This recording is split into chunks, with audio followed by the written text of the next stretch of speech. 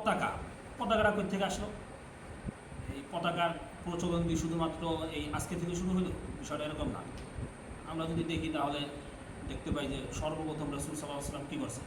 বদরের যুদ্ধের মধ্যে পতাকা ব্যবহার করছে। রাসূল সাল্লাল্লাহু আলাইহি ওয়াসাল্লাম মক্কা বিজয়ের সময় পতাকা ব্যবহার করছে। মুতার যুদ্ধের মধ্যে রাসূল সাল্লাল্লাহু আলাইহি ওয়াসাল্লাম পতাকা ব্যবহার করছে। এইভাবে প্রত্যেক যুদ্ধের মধ্যে রাসূল সাল্লাল্লাহু আলাইহি ওয়াসাল্লাম কী করছে? একটা পতাকা ব্যবহার করছে, অর্থাৎ মুসলিমদের একটা প্রতীক ছিল, যে প্রতীকের দিকে লক্ষ্য করে মুসলিমরা আগায় যাবে, যে প্রতীকের দিকে লক্ষ্য করে মুসলিমরা থেমে যাবে। তাই এই পতাকাগুলোর মধ্যে থেকে আমরা কখনো দেখতে পাই ইসলামের রাসূল সাল্লাল্লাহু আলাইহি ওয়াসাল্লাম কালো পতাকা ব্যবহার করছে, কখনো দেখতে পাই সাদা পতাকা ব্যবহার করছে। তাই বিশেষ করে মক্কা বিজয়ের সময় রাসূল সাল্লাল্লাহু আলাইহি ওয়াসাল্লাম হাতে কী ছিল? সাদা পতাকা ছিল। তারপরে বদর যুদ্ধের ময়দানে মুসলিমদের হাতে কী ছিল? কালো পতাকা ছিল। মুতার যুদ্ধের মধ্যে কী হলো? মুতার যুদ্ধের মধ্যে রাসূল সাল্লাল্লাহু আলাইহি ওয়াসাল্লাম তিনজন ব্যক্তিকে কী বানায় দিলেন? যুদ্ধের সেনাপতি নির্ধারণ করে দিলেন। প্রথমজন ছিল হলো গিয়ে কে? যায়েদ ইবনে হারেসা, যে পতাকা ওনার হাতে থাকবে, যুদ্ধের নেতৃত্ব উনি দিবে। যায়েদ ইবনে হারেসা যদি শহীদ হয়ে যায় তাহলে জাফর ইবনে আবি তালেব উনি দিবে নেতৃত্ব, অর্থাৎ পতাকা ওনার হাতে থাকবে। জাফর ইবনে আবি তালেব যখন কী হয়ে গেল, তার ডান হাত প্রথম যখন শহীদ হয়ে যায় তখন সে ওই পতাকাকে বাম হাতে তুলে নেয়। ওই বাম হাতে যখন শহীদ হয়ে গেল, সে পতাকাকে কী করলো? দুই বাজুর মাধ্যমে তার বুকের সাথে চাপড়ে ধরলো। একটা পর্যায়ে যখন যখন কী হয়ে গেল, শহীদ হয়ে গেল, এই পতাকাকে তুলে নেওয়া হলো গিয়ে কে?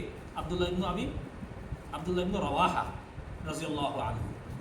এরপরে যখন শহীদ হয়ে যায়, এরপরে মুসলিমরা পরামর্শ সাপেক্ষে খালিদ ইবনে ওলীদের হাতে কী করে? এই পতাকাকে তুলে দেয়।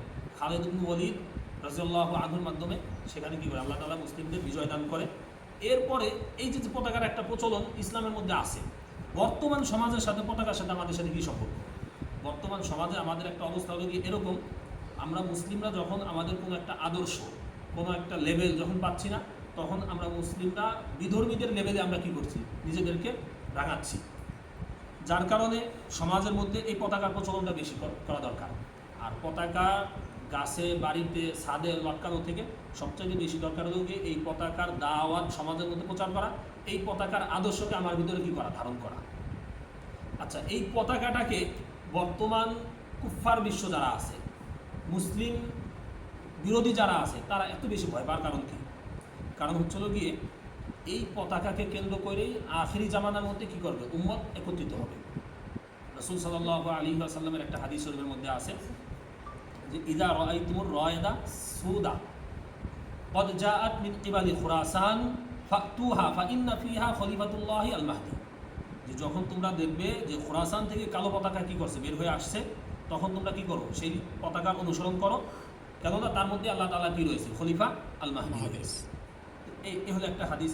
আর একটা হাদিসের মধ্যে আছে এরকম যে খুরাসান থেকে কী করবে? কালো পতাকাবাহী একটা দল বের হয়ে আসবে, তাদেরকে দুনিয়ার কারো কি নাই, সাধ্য নাই আটকানোর মতন, থামানোর মতন।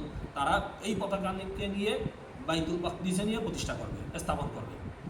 যার কারণে এই কুফফার বিশ্ব ভয় পায় গিয়ে এই পতাকাকে কেন্দ্র করেই গাজওয়াতুল হিন্দ এবং মুসলিমদের চূড়ান্ত বিজয় আসবে।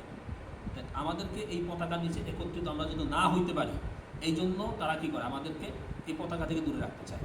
আর পতাকা দিয়ে বাহ্যিক কোনো ফায়দা হলো কি হলো না, সেটা থেকে সবচেয়ে বড় কথা হলো গিয়ে এই পতাকাকে যখন আমি কী করি? সমাজের মধ্যে প্রচার করতেছি, পতাকাকে যখন আমি আমার গাছের আগায় কিংবা বাড়ির ছাদে লাগাচ্ছি, তখন একটা গ্রুপের কী হচ্ছে? এই পতাকার কারণে অন্তরের মধ্যে জ্বালা হচ্ছে। রাসূল সাল্লাল্লাহু আলাইহি ওয়াসাল্লাম বলছেন যে কি? যে খালিফুল মুশরিকিনা বিআমওয়ালিহিম ওয়া আনফুসিহিম ওয়া আলসিনাতিহিম। তোমরা মুশরিকদের কী করো? বিরোধিতা করো। এখানে শুধুমাত্র মুশরিক না, মুশরিক করা বিধর্মী যারা আছে তাদের তোমরা কী করো? বিরোধিতা করো। কিসের মাধ্যমে? জানের মাধ্যমে, মালের মাধ্যমে এবং জবানের মাধ্যমে। তাহলে আমরা এই একটা দল, সে মুসলমান হোক, কাফের হোক, ইহুদি হোক, খ্রিস্টান হোক কিংবা হিন্দু হোক বা মুশরিক হোক, যেই হোক না কেন, আমি দেখতে পাচ্ছি আমার এই কালিমার পতাকা দেখলে একটা গ্রুপের অন্তরের মধ্যে কী হচ্ছে? জ্বালা হচ্ছে। আর আমি চাই যে তার অন্তরের মধ্যে কী হোক? এই জ্বালাটা আরও হোক, সে চলুক, এটা আমি চাই। এই পতাকা দেখবেন সমাজের মধ্যে কিছু সংখ্যক মানুষ এই পতাকার কী করবে? পক্ষে থাকবে। কারণ এটা তো রাসূল সাল্লাল্লাহু আলাইহি ওয়াসাল্লাম বলেই দিছে যে বাদা আল ইসলামু গরিবান ওয়া সায়াউদু কামা বাদা ফাতুবা লিল গুরাবা।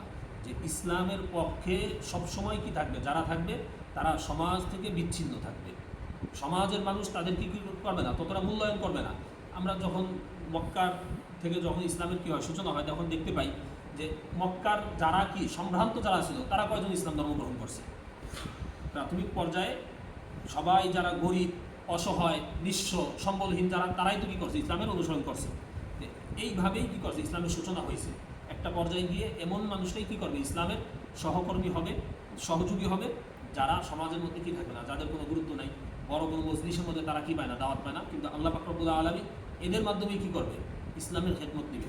এরপরে রাসূল সাল্লাল্লাহু আলাইহি ওয়াসাল্লাম বলতেছি ফাতুবা আলিল কুরাবা, যে এই সকল মানুষ যারা সমাজে পরিচয় নাই, যারা পরিচয়হীন, যারা, এদের জন্যই কি সুসংবাদ।